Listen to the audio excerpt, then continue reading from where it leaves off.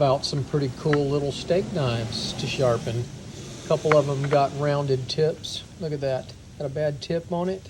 But we're going to fix them all so the client can have these for Thanksgiving dinner. So I'm going to fix the couple of them with bad tips with the old Harbor Freight.